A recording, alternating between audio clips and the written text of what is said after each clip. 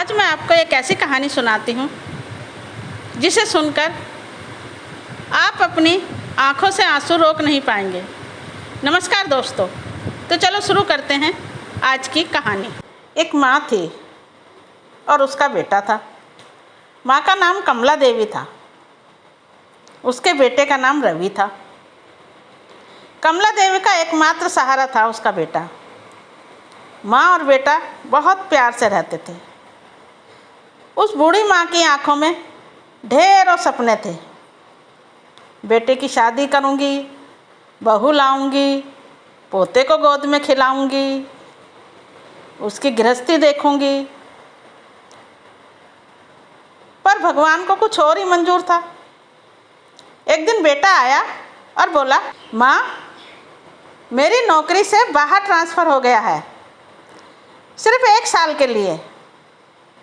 मैं तुम्हें ऐसी जगह छोड़कर जाऊंगा जहां तुम्हारे साथ तुम्हारी उम्र के बहुत से लोग होंगे। उनके साथ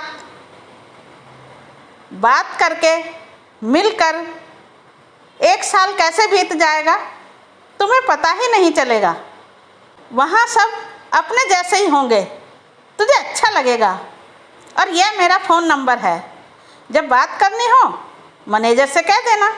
माँ ने आंसू पोंछते हुए कहा, हाँ बेटा, 1 साल तो जल्द ही बीत जाता है और इन लोगों के बीच में साल कैसे बीत जाएगा पता ही नहीं चलेगा। तू जा और अपनी नौकरी अच्छी तरह कर। माँ ने आंसू छुपाते हुए बेटे से कहा। वृद्ध आश्रम के अंदर चली गई और बेटा अपनी माँ को वृद्ध आश्रम में छोड़कर चला गया। वहाँ वो सबको अपने बेटे के बारे में बताती, मेरा बेटा बहुत अच्छा है, जब आएगा ना तो मैं उसकी शादी करवाऊंगी, अच्छी सी बहू ढूंढूंगी और उसके बच्चों को खिलाऊंगी।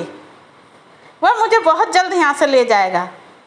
1 साल की तो बात है, 1 साल तो झट से बीत जाता है और मेरा बेटा 1 साल बाद मुझे यहाँ से ले जाएगा। समय बीतता गया। एक दिन माँ ने मैनेजर से कहा, मेरे बेटे ने एक फ़ोन नंबर दिया था, आप मेरी बात करवा सकते हो? मैनेजर ने फ़ोन मिलाया।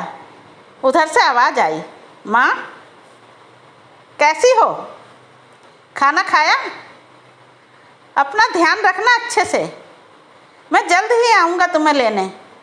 अभी बहुत सारा काम है, इसलिए मैं तुमसे बात नहीं कर सकता। और कहकर उसने फ़ोन काट दिया। अब तो जब भी उसकी माँ बात करती वह सिर्फ यही बात कह के फ़ोन काट देता कि मैं जल्द आऊँगा लेने और मुझे बहुत सा काम है, मैं बात नहीं कर सकता। 1 साल बीत गया, बेटा नहीं आया। माँ पूछती रही, बेटे कब आओगे, कब आओगे मुझे लेने? पर वह हर बार एक ही जवाब देता, माँ मैं जल्द ही आऊँगा। वह मैनेजर से कहती, मेरा बेटा कब आएगा? मैनेजर कहता, हाँ माँ बहुत जल्द आ जाएगा। तुम इनके साथ बैठो, बात करो, हंसो बोलो। मगर इंतज़ार अब बहुत ज़्यादा लंबा हो चुका था। अब माँ ज़्यादातर चुप रहने लगी थी, बोलती नहीं थी, बस बाहर की ओर देखती रहती थी। और फिर एक दिन बिना कुछ बोले हमेशा के लिए शांत हो गई। आश्रम में सब रोने लगे। मैनेजर अंतिम संस्कार की तैयारियों में लग गया। वहाँ के रहने वाले वृद्ध बोले, अरे उस निर्लज्ज बेटे को फ़ोन करो, कम से कम अब तो आ जा। मैनेजर ने आंखें पोंछते हुए कहा, वह नहीं आएगा, क्योंकि वो तो इस दुनिया में है ही नहीं। सब चौंक गए, क्या? पर यह तो रोज़ उससे बात करती थी। मैनेजर बोला, रवि जब अपनी माँ को यहाँ छोड़कर गया था, उसके 2-3 दिन बाद ही उसकी मौत हो गई थी। वह नहीं चाहता था कि उसकी माँ को उसके जाने का दुख पहुँचे, इसलिए वह अपनी आवाज़ रिकॉर्ड करके मुझे दे गया था। और जो फ़ोन नंबर उसने माँ को दिया था वह मेरा दूसरा नंबर है।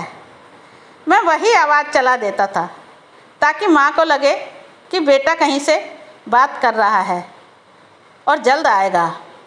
सबकी आंखों में आंसू थे। जिसे सब स्वार्थी समझ रहे थे वह तो इस दुनिया में था ही नहीं और हम लोग उसे भला बुरा बोल रहे थे, पर अपनी माँ के लिए आखिरी सांस तक एक उम्मीद छोड़ गया था। अगर कहानी अच्छी लगी हो तो लाइक और सब्सक्राइब ज़रूर करना और हाँ, शेयर भी करना। धन्यवाद।